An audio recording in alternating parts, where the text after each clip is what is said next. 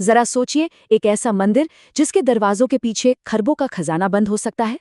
आज हम बात करने जा रहे हैं श्री पद्मनाभ स्वामी मंदिर की।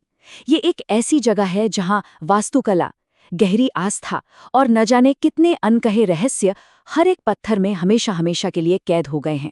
देखिए, इस मंदिर के ठीक दिल में एक ऐसा राज दफन है जो आज भी पूरी दुनिया को सोचने पर मजबूर कर देता है। ये एक रहस्यमयी दरवाजा है जिसे आज तक कोई नहीं खोल पाया। कहते हैं इसकी हिफाजत कोई ताला या चाबी नहीं करती, बल्कि सदियों पुराने श्राप और दैवीय शक्तियां करती हैं।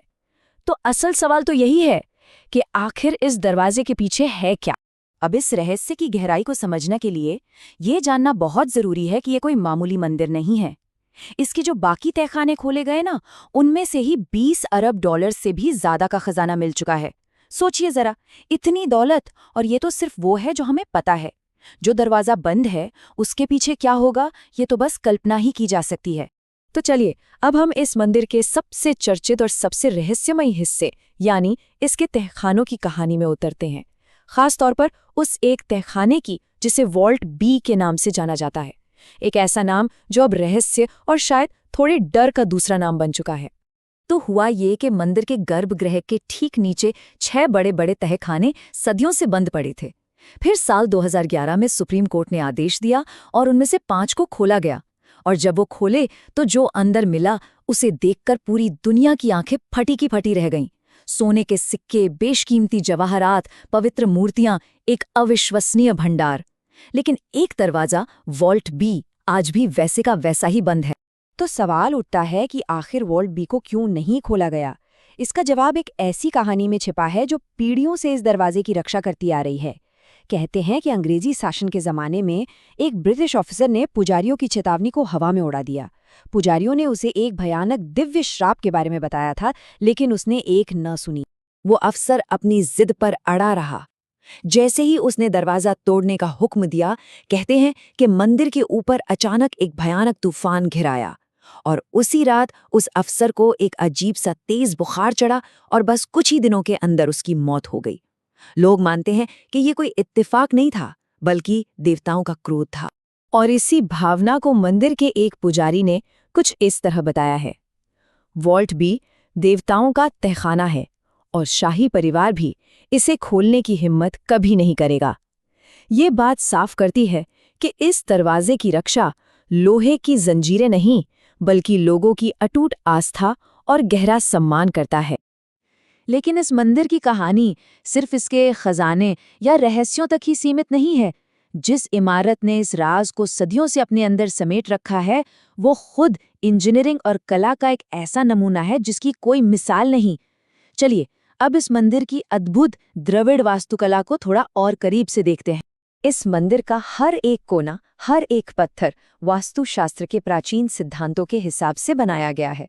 अब ये सिर्फ कोई आर्किटेक्चर की किताब नहीं है, बल्कि समझिए कि ये एक विज्ञान है जो ये बताता है कि किसी इमारत को कुदरती और ब्रह्मांड की ऊर्जा के साथ कैसे जोड़ा जाए। मतलब हर पत्थर, हर गलियारा, सब कुछ इस तरह से डिजाइन किया गया है कि ये सकारात्मक ऊर्जा को अपनी ओर खींचे और मंदिर की आध्यात्मिक शक्ति को और भी बढ़ा दे। इसकी कुछ खासियतें तो सच में हैरान कर देने वाली हैं।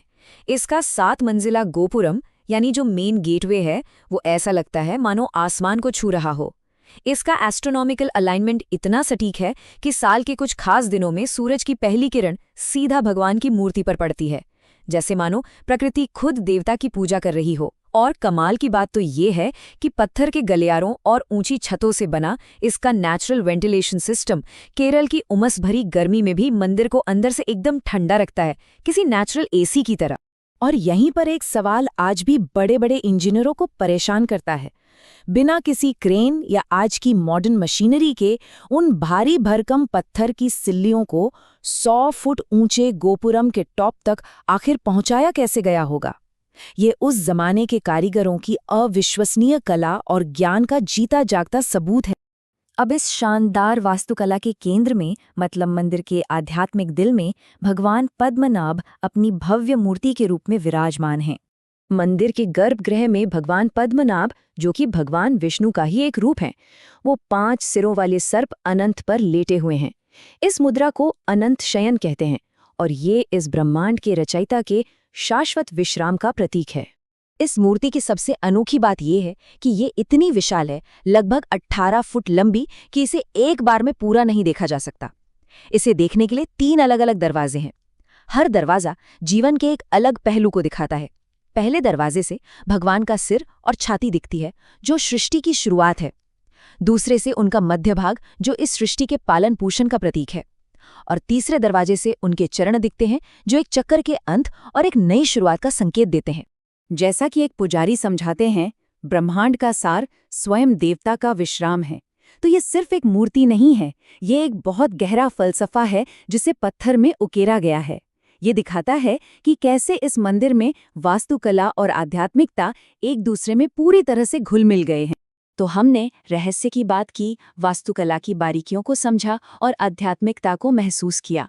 अब इन सभी धागों को एक साथ जोड़कर देखते हैं कि ये मंदिर समय की कसौटी पर आखिर कैसे खरा उतरा है। इस मंदिर की जड़ें 6ठी शताब्दी तक पुरानी हैं। फिर त्रावणकोर के राजा आए, जो खुद को पद्मनाभ दास यानी भगवान का सेवक कहते थे। उन्होंने सदियों तक इसकी सेवा की और इसे इसका आज का भव्य रूप दिया। 2011 में जब खजाना मिला तो ये पूरी दुनिया में मशहूर हो गया। और आज भी वो बंद दरवाज़ा, वॉल्ट भी इसके अनसुलझे रहस्यों और इसकी महान विरासत का सबसे बड़ा प्रतीक बना हुआ है।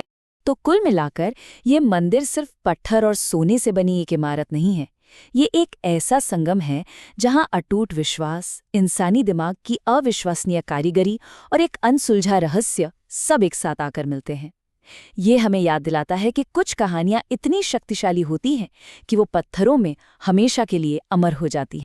और अब अंत में एक सवाल सबके सोचने के लिए, इस मंदिर का असली खजाना क्या है?